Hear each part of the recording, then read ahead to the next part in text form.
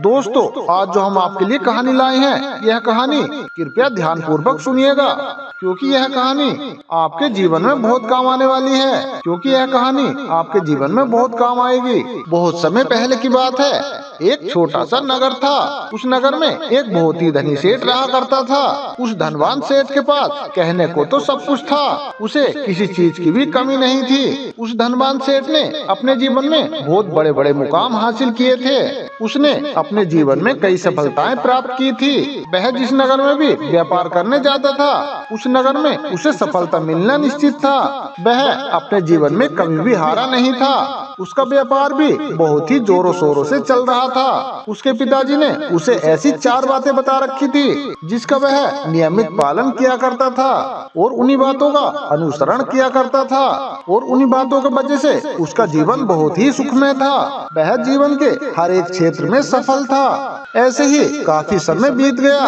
अब वह धनवान से काफी बूढ़ा हो चुका था। अब उसे लगने लगा था कि मेरी मृत्यु नजदीक है, मेरी मृत्यु कभी भी हो सकती है। और वह यह भी जानता था कि उसका बेटा बहुत ही भोला है, बहुत नादान है। उसे अभी दुनियादारी की समझ नहीं है। इसलिए उसने अपने बेटे को अपने पास बुलाया और अपने बेटे से कहा, बेटा, मैंने अपने पिताजी से 4 बातें सीखी थी और उन्हीं बातों को मैंने अपने जीवन में उतारा। उन्हीं के अनुसरण की वजह से आज मैं जीवन में बहुत ही सफल हूँ। मैं अपना जीवन सुखमय पूर्वक बिता रहा हूँ। उन्हीं बातों की वजह से आज मैं इतना संतुष्ट हूँ, खुश हूँ और मुझे जीवन में किसी भी चीज की जरूरत नहीं पड़ी। ना तो मुझे कभी कोई बीमारी हुई और ना ही मुझे कोई धन की कमी हुई। और तुम देख ही रहे हो कि मैं इस नगर का सबसे ज्यादा धनी आदमी हूँ। लेकिन आज मेरे पास जो कुछ भी है, मैं उससे संतुष्ट हूँ, मैं खुश हूँ। लेकिन मैं चाहता हूँ कि तुम मुझसे भी आगे बढ़ो और मुझसे भी ज्यादा नाम कमाओ, तुम मुझसे भी ज्यादा धन कमाओ, जिससे तुम्हारा नाम मेरे से भी ज्यादा प्रसिद्ध हो। क्योंकि हमारा बीता हुआ समय कुछ और था और तुम्हारा भविष्य में आने वाला समय कुछ और है। उस धनवान सेठ ने अपने बेटे को और करीब बुलाया और उससे कहने लगा, बेटा, आज मैं तुमको दुनिया की सबसे महत्वपूर्ण 4 बातें बताने जा रहा हूँ, जो मुझे मेरे पिताजी ने बताई थी। यदि तुमने इन 4 बातों को अपने जीवन में उतार लिया, इनका नियमित तौर से पालन किया, इन बातों का अनुसरण किया, तो तुम भी अपने जीवन में बहुत ही धनवान बन जाओगे, अपने जीवन को बहुत ही सुखमय तौर पर बिताओगे। अगर तुम इन बातों को ध्यान पूर्वक सुन लेते हो, तो इन बातों से ना तो तुम्हारे घर में कभी दुख आएगा और ना ही तुम्हारे व्यापार में कभी कोई कमी आएगी।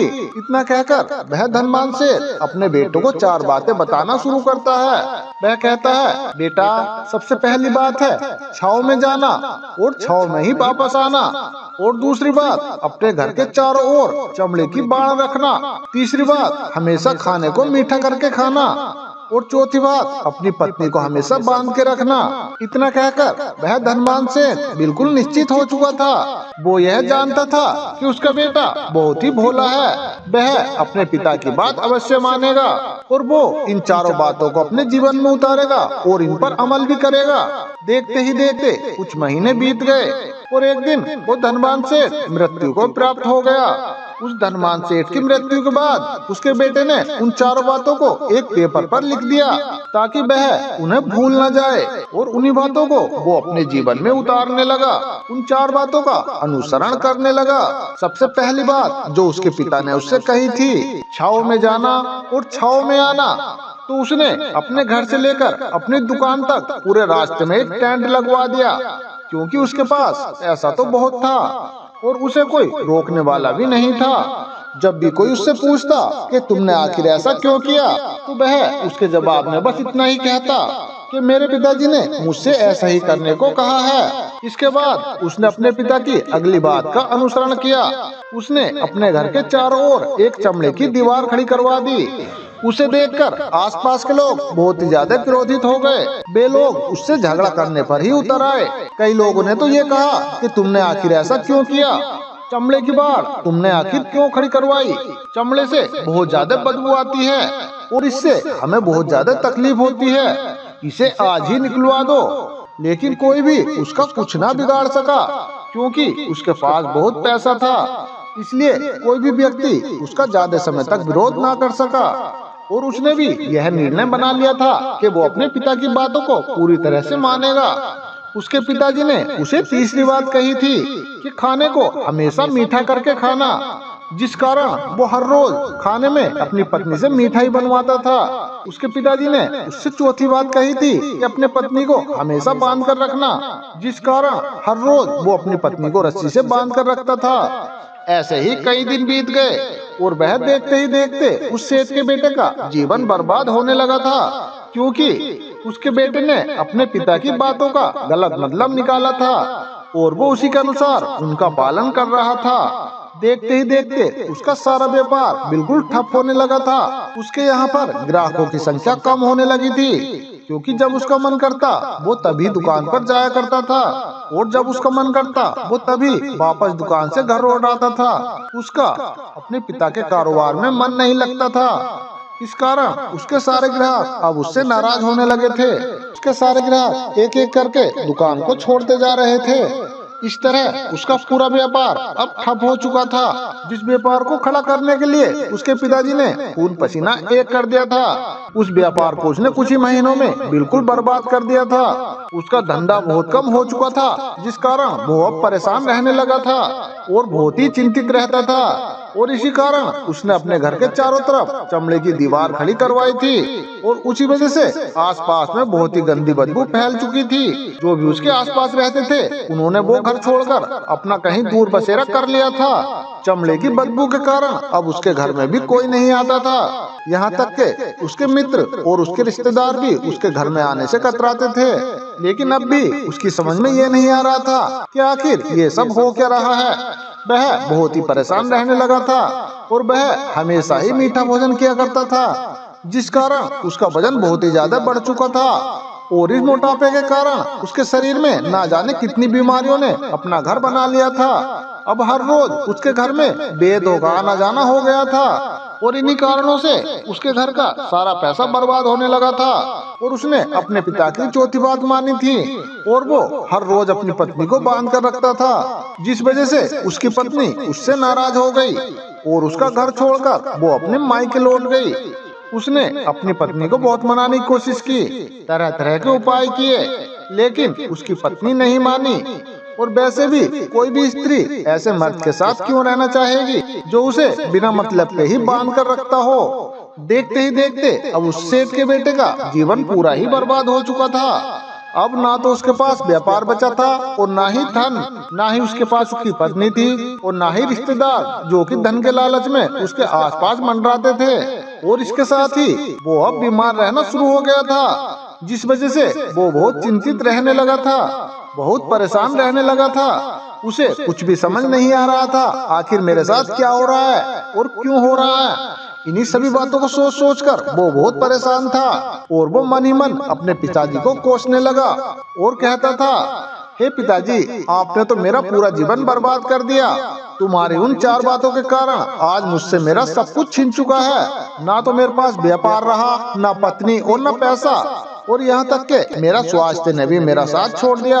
आप ही के कारण आज मेरा पूरा जीवन बर्बाद हो चुका है। यदि मैंने आपकी वे 4 बातें ना मानी होती, उन बातों पर अमल नहीं किया होता, तो आज मैं एक सुखमय जीवन जी रहा होता। आपकी इन 4 बातों पर चलकर आखिर मुझे क्या मिला? मैंने एक आज्ञाकारी बेटे की तरह आपकी सारी बातें मानी, उन पर यकीन किया, लेकिन मैं ही मूर्ख था जो मैंने आपकी उन 4 बातों को माना। इतना कहकर वह फूट फूट कर रोने लगा। तभी उसे पता चला कि उसके पास के नगर में एक साधु आए हुए हैं और वे साधु सभी की समस्याओं का हल बताते हैं। चाहे वह कैसी भी समस्या हो, वह उसका निवारण अवश्य करते हैं। यह सुनकर उसने सोचा कि चलो एक बार मिलकर देखता हूँ, हो सकता हो कि मेरी भी समस्या का समाधान मुझे मिल जाए। इस आशा के साथ वह उन साधु के पास पहुँचा। वहाँ पहुँचकर वह सीधा उनके चरणों में जा गिरा और जोर जोर से रोने लगा। वह कहने लगा, हे गुरुवर, बस केवल आप ही मुझे बचा सकते हैं। मेरे पिताजी ने तो मेरा जीवन सारा ही बर्बाद कर दिया है। आज मेरी जो भी स्थिति है मेरे पिताजी के कारण ही है। मेरे पिताजी ने जैसा मुझसे कहा मैंने वैसा ही किया। हमेशा अच्छे बेटे की तरह उनकी सारी बातें मानी, अपने सारे फर्ज निभाए, और देखिए मेरे पिताजी ने मेरे साथ क्या किया, और मरते मरते भी वह मुझे गलत बात सिखा गए और उसका खामियाजा आज मुझे भुगतना पड़ रहा है, क्योंकि मैंने उनकी सारी बातों को अपने जीवन में उतारा, उनका अनुसरण किया। और देखिए आज मेरे साथ क्या हो गया, मेरा तो पूरा जीवन ही बर्बाद हो गया। मैं अब तक ये ही नहीं समझ पाया कि आखिर मेरे पिताजी ने मेरे साथ ऐसा क्यों किया। क्या मैंने उनके साथ कोई गलत किया था? इतना कहकर वह उन साधु के सामने और भी जोर जोर से रोने लगा। तभी वह साधु महाराज उस सेठ के बेटे से कहते हैं, अरे बेटा चुप हो जाओ, पहले मुझे अपनी सारी बात तो बताओ, आखिर तुम्हारे साथ क्या हुआ है, तुम इस तरह से क्यों रो रहे हो, तुम्हारी इस परेशानी का क्या कारण है। साधु के इतना कहने पर उस सेठ के बेटे ने वो पर्ची उनके हाथ में रख दी, जो उसने अपने पिताजी की मृत्यु के बाद लिख रखी थी, जिसमें उसने अपने पिताजी की चारों बातें लिखी थी। उन साधु ने वो पर्ची ली और उसे पढ़ने लगे, और उन्होंने जैसे ही वो पर्ची पढ़ी तो वे जोर जोर से हंसने लगे। और वह उस सेठ के बेटे से कहते हैं, अरे बेटा तुम बड़े मूर्ख हो, तुम्हारे पिताजी ने दुनिया का सारा ज्ञान तुम्हें दे दिया, लेकिन तुम उसे समझ नहीं पाए, तुम उसका सही तरह से पालन नहीं कर पाए, और कहते हो तुम्हारे पिताजी ने तुम्हें गलत राह दिखाई है, तुम्हें गलत संदेश दिया है। तुम्हारे पिताजी तो तुम्हारी परीक्षा ले रहे थे कि तुम उनकी बातों को समझ पाते हो या नहीं, तुम उनकी बातों का सही मतलब निकाल पाते हो या नहीं। अगर वे चाहते तो इसका मतलब तुम्हें अच्छी तरह से बता सकते थे। वे चाहते थे कि तुम इन बातों का मतलब खुद से ही जानो, खुद ही समझो कि इन बातों का क्या अर्थ है। अब तो ऐसा लगता है जैसे कि तुम्हारी बुद्धि बिल्कुल भ्रष्ट हो चुकी है। तुमसे बड़ा मूर्ख मैंने आज तक नहीं देखा। जिसके पास दुनिया का इतना बड़ा ज्ञान हो, वो भला इतनी बड़ी मूर्खता कैसे कर सकता है। तुम्हारे पास कोई भी ज्ञान नहीं है, तुमने कोई भी ज्ञान अर्जित नहीं किया है। अगर तुम इन बातों का सही मतलब समझ चुके होते, तुम भी अपने जीवन में अपने पिताजी की तरह ही सफल होते, तुम खुश होते और तुम्हारा जीवन बहुत ही अच्छे से बीत रहा होता। और तुम इतने बड़े मूर्ख हो कि तुमने अपने पिताजी की बातों का गलत मतलब निकाल लिया। उन बातों के मतलब के बारे में तुमने सोचा तक नहीं। उन्होंने जैसा कहा तुमने वैसे ही करना शुरू कर दिया। यदि तुम्हें उन बातों का अर्थ नहीं पता चल रहा था तो तुम किसी ज्ञानी से मिल सकते थे, तुम उस ज्ञानी से उस बात का मतलब पता कर सकते थे। जैसा तुमने अपने पिताजी की बातों को समझा है उसका मतलब वैसा नहीं है। इस पर वह धनवान सेठ का बेटा कहता है, हे गुरुवर आप क्या कहना चाहते हैं? क्या मैं अपने पिताजी की बातों को सही नहीं समझ रहा हूँ? और वैसे भी इसमें समझने लायक क्या है? उन्होंने तो मुझे साफ साफ बताया था और मैंने उनकी बातों को अपने जीवन में उसी तरह से उतार लिया, तो फिर आखिर मैंने गलत क्या किया है? इस पर गुरुवर फिर मुस्कुराने लगे और उस सेठ के बेटे से कहते हैं, बेटा ये जो बातें लिखी गई हैं, इन बातों के पीछे एक गहरा अर्थ है जिसे तुम समझ नहीं पाए, और इसी कारणवश तुमने ये मूर्खता कर दी और इसी वजह से तुमने अपना पूरा जीवन बर्बाद कर लिया। लेकिन अभी भी कुछ नहीं बिगड़ा, अब भी तुम्हारे पास बहुत समय है। अगर तुम चाहो तो अपने जीवन में फिर से वो सुविधाएं, वो पैसा धन सब कुछ कमा सकते हो। इस पर वह सेठ का बेटा कहता है, ठीक है गुरुवर आप कृपया करके मुझे उन चारों बातों का मतलब समझाइए, आखिर उन चार बातों का क्या अर्थ है। इस पर तो साधु सेठ के बेटे से कहते हैं, बेटा पहली बात तुम्हारे पिताजी ने तुमसे कहा था बेटा काम पर छाव में जाना और छाव में आना। इसका मतलब यह है कि सूर्य निकलने से पहले ही तुम दुकान पर पहुंच जाना और सूर्यास्त होने के बाद ही तुम वापस घर आना। इससे तुम्हें दुकान पर अधिक से अधिक समय मिल पाएगा, तुम उस काम को अच्छी तरह से समझ पाओगे और उस काम को तुम अच्छी तरह से कर पाओगे। उस काम को आगे बढ़ाने में तुम अपना दिमाग लगा पाओगे और तुम अपने काम में तरक्की कर पाओगे। लेकिन तुमने तो इस बात का गलत मतलब ही निकाल लिया। तुमने तो घर से लेकर दुकान तक एक ऐसा टेंट लगवा दिया जिससे तुम छाव में आ सको और छाव में ही जा सको। अब तुम ही बताओ, क्या तुमने अपने पिताजी की पहली बात का सही मतलब समझा था? यह सुनकर वह सेठ का बेटा जोर जोर से रोने लगा और कहने लगा, हे गुरुवर ये मेरी ही गलती थी, मैंने अपने पिताजी की बात का गलत मतलब निकाला और इसी कारण की वजह से मैं पूरी तरह से बर्बाद हो चुका हूँ। मैं ही बिल्कुल मूर्ख था। मेरे पिताजी ने तो मुझे जीवन का बहुत अच्छा ज्ञान दिया था, लेकिन मेरी अकल पे ही पत्थर पड़ गए थे, जो मैं उनकी बात को समझ न पाया। आगे वो सेठ का बेटा उन गुरुवर से कहता है कि हे गुरुवर, दूसरी बात क्या है और उसका अर्थ क्या है, कृपया करके मुझे बताएं। आगे गुरुवर दूसरी बात का अर्थ समझाते हुए कहते हैं, चमड़े की बाढ़ करवाना, इसका अर्थ ये है कि तुम अपने घर में कुत्ता या बिल्ली पालना। जब तुम अपने घर में कुत्ता या बिल्ली पाल लोगे तो ये तुम्हारे घर की चारों ओर से रक्षा करेगा, जिससे तुम्हारी धन दौलत पूरी तरह से सुरक्षित रहेगी और तुम बेफिक्र होकर अपनी दुकान पर मन लगा सकोगे, बेफिक्र होकर अपनी दुकान के कामों को समझ सकोगे और शांत मन से अपने काम में तरक्की कर पाओगे। और तो तुम्हारे मन में कभी ये भी डर नहीं होगा कि कहीं कोई चोर आकर मेरे घर को लूट के ना ले जाए। चमड़े की बाढ़ करवाने का असली मतलब ये है, लेकिन तुमने तो चमड़े की बाढ़ करने का मतलब कुछ और ही निकाल दिया। तुमने तो अपने घर की 2 दीवारों को चमड़े से पूरी तरह भरवा दिया, जिस कारण से तुम्हारे घर के आसपास गंदी बदबू फैल गई। तुम्हारे घर के पास वाले पड़ोसी अपना घर छोड़कर कहीं और चले गए, यहाँ तक कि तुम्हारे मित्र, तुम्हारे सगी संबंधी भी उस बदबू के कारण तुम्हारे घर पर आने बंद हो गए। अब हालत ये हो चुकी है कि अब ना तो तुम्हारे घर पर कोई आता है और ना ही कोई जाता है, और इसी वजह से लोग तुम्हें नापसंद करने लगे, और तुम्हारी बर्बादी का ये दूसरा कारण है।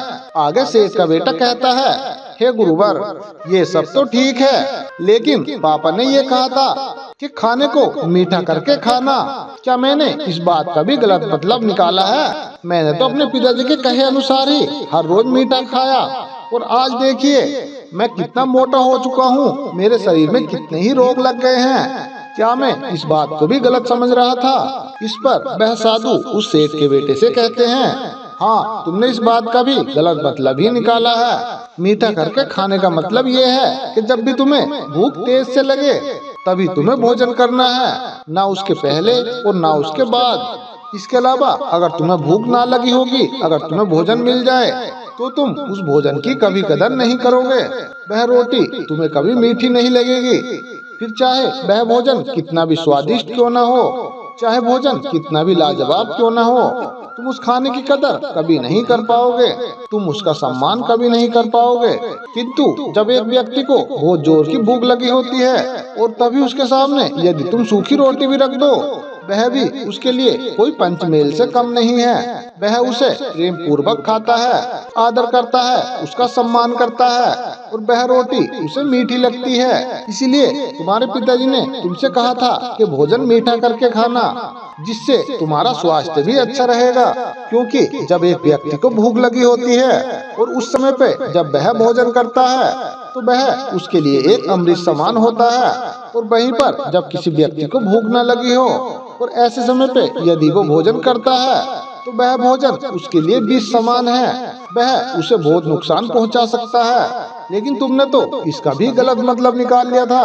तुम हर रोज मीठा खाने लगे, जिस कारण तुम्हारा वजन बढ़ गया और तुम्हारे शरीर में बहुत सारी बीमारी लग गई, और यह तुम्हें मृत्यु के करीब ले जा रहा था। इसलिए आज से जब भी तुम्हें तेज भूख लगे तभी भोजन करना है, और तुम्हारे शरीर को हमेशा निरोगी बनाने में तुम्हारी मदद करेगा। यदि तुम्हें भूख न लगी हो तो कभी भी ऐसे समय पे भोजन मत करना, ये तुम्हारे लिए बहुत ही नुकसानदायक है। और यही तुम्हारी तीसरी गलती थी, जिस कारण तुम्हारा पूरा जीवन बर्बाद हो रहा था। आगे सेठ का बेटा कहता है, हे गुरुजी, चौथी बात तो बिल्कुल साफ लिखी गई है, अपनी पत्नी को हमेशा बांध कर रखो। तो इसका अर्थ भी कुछ और है क्या? क्या मैंने इस बात का भी गलत मतलब निकाला है?